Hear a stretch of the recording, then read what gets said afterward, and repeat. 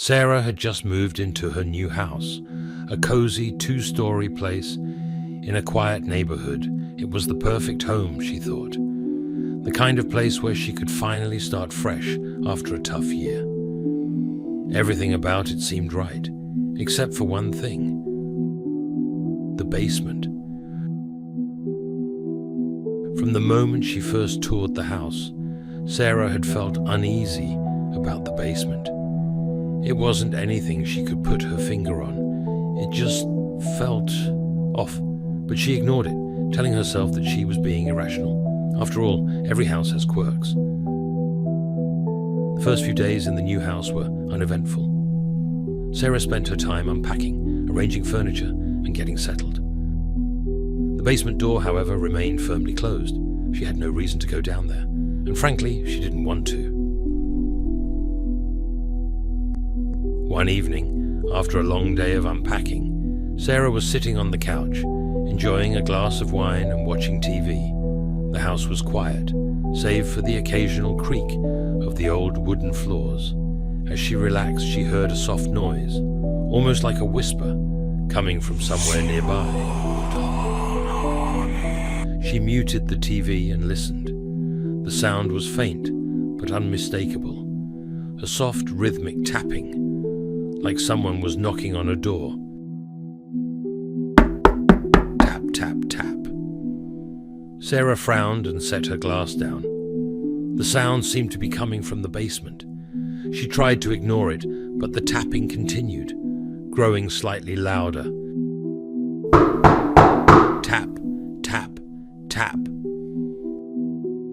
Curiosity and unease gnawed at her. Finally, she couldn't take it anymore. She grabbed her phone and flashlight and made her way to the basement door. The tapping stopped the moment her hand touched the doorknob. She hesitated for a moment, her heart pounding, then slowly opened the door. The stairs leading down into the basement were steep and dark.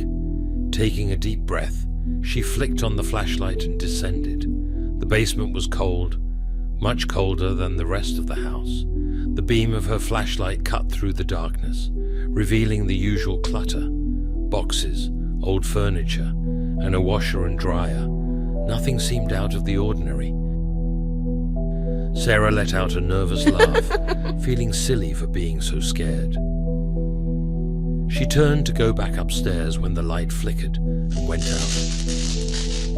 She stood frozen in the pitch-black basement, her breath catching in her throat. She fumbled with her phone, trying to turn the flashlight back on, but it refused to work. The darkness seemed to press in on her, thick and suffocating. Then she heard it again.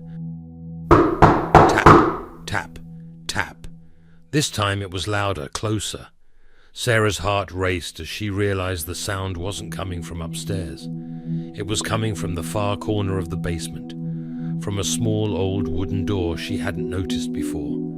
The door was slightly ajar, and as she stared at it, the tapping grew louder, more insistent. Tap, tap, tap. Terrified, Sarah backed away, but her feet seemed glued to the spot. The door creaked open wider, revealing nothing but darkness beyond, and then she saw it, a shadow, darker than the surrounding blackness, shifting and moving as if it were alive. The shadow seemed to stretch out towards her, growing larger and more defined. It wasn't just a shadow, it was a figure, tall and twisted, with limbs that were too long and a head that almost touched the low ceiling. Paralyzed with fear, Sarah watched as the figure slowly emerged from the doorway. Its eyes, if they could even be called eyes, were hollow voids that seemed to swallow the light. It moved towards her, its form shifting and contorting as it approached. Sarah's mind screamed at her to run, but her body refused to obey. The figure was almost upon her now, its presence suffocating, its cold breath brushing against her skin. In a final desperate act, Sarah screamed. The sound echoed through the basement, breaking the silence and her paralysis. She turned and ran up the stairs, slamming the door shut behind her. She pressed her back against the door, heart racing, and listened. The house was silent again. No more tapping, no more whispers.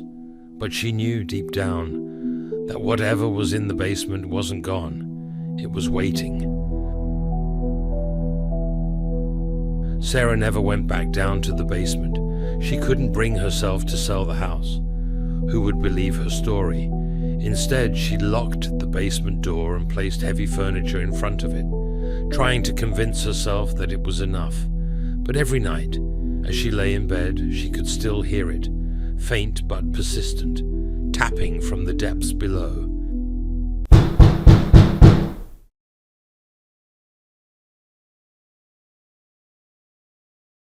Thanks for watching. If you enjoyed the story and want more chills in your life, don't forget to hit that like button and subscribe to the channel.